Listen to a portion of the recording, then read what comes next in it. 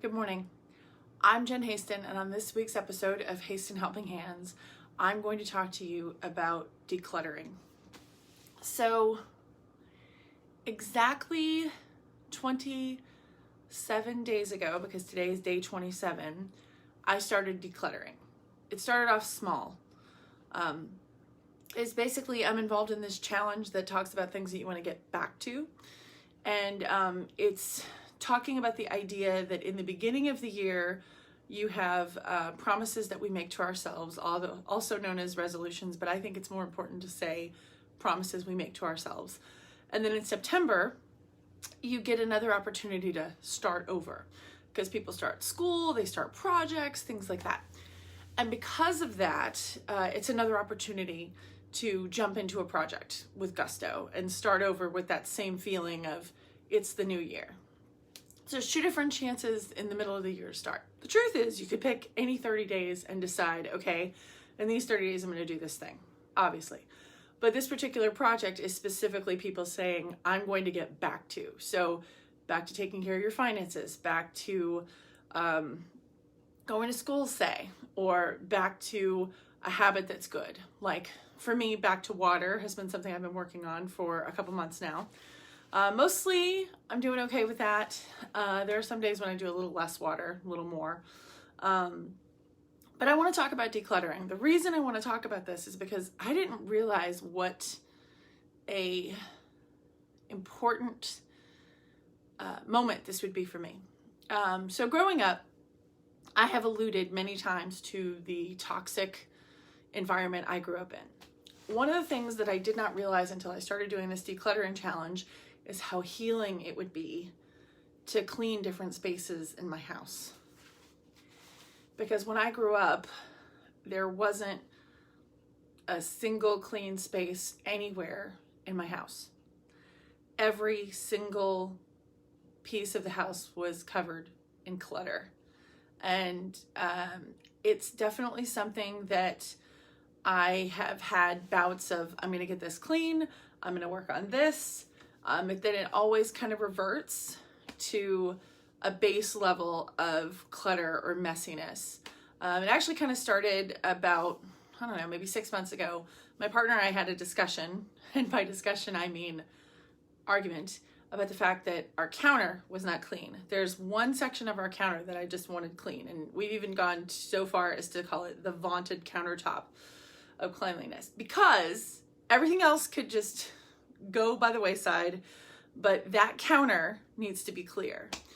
And I realized it's because if there's just one space that's clean, it helps to recognize that there are other spaces that need to be clean. So in doing this challenge, it has been extremely hard to do it every single day. And there's value in momentum, and momentum is messy. And one of the things that I learned is that you don't have to do the whole closet. You can do the top of the closet with just the shoes. You don't have to do the entire kitchen. You can do just the sink. It literally started with the countertop next to the vaunted countertop of cleanliness, because I was looking at it and it was driving me crazy. And it was basically like every single thing in the house that was cluttered or messy was mocking me.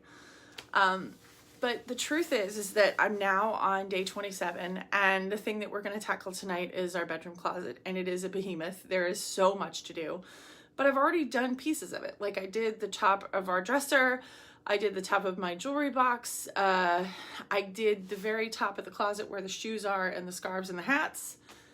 And the truth is that if you break it down into little pieces, it's really not so bad. The truth is that it makes me feel better when I've cleaned an area, when I've straightened an area. And I know that self-care is getting a lot of hype right now. And one of the things that I heard that I really loved is that self-care can be anything you say it is. So if your self-care is taking an extra 10 minutes before you go in to get your kiddo to read a book because that's what you need, that can be self-care. If you need to drink a specific cup of chai that you love because your mother of choice made it for you when you were sick once, that is absolutely something that you should call self-care. Call it that and then do it. Decluttering for me is self-care because every single space that I cleaned is helping to heal a part of my childhood. And while it sounds dramatic, it is dramatic because it is true. Now, I want to talk about you.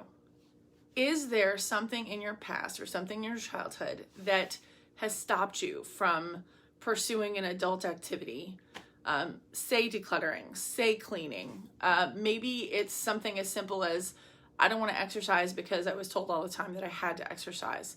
Another one is making your bed. I saw this fantastic speech by a military officer who said, making your bed is the number one thing you can do to make your life better.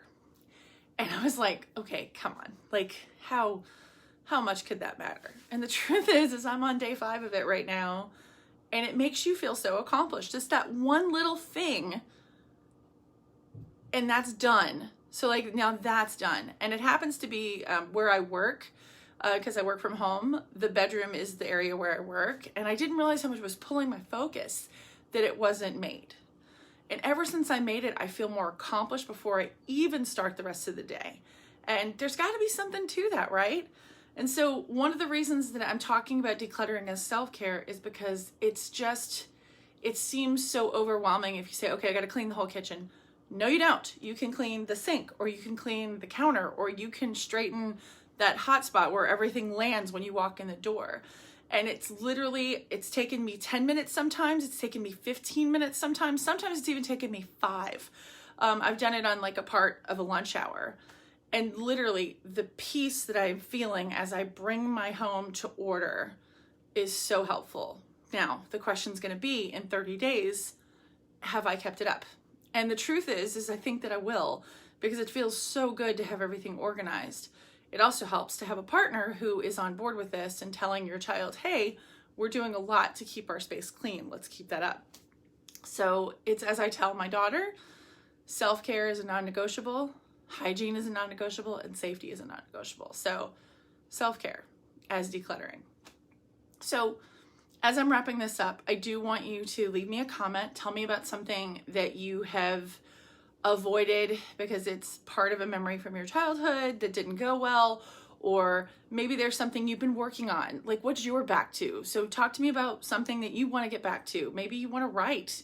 Maybe you want to exercise again. Maybe you want to start a quilting project. I don't know. It's your choice. So tell me about your self-care.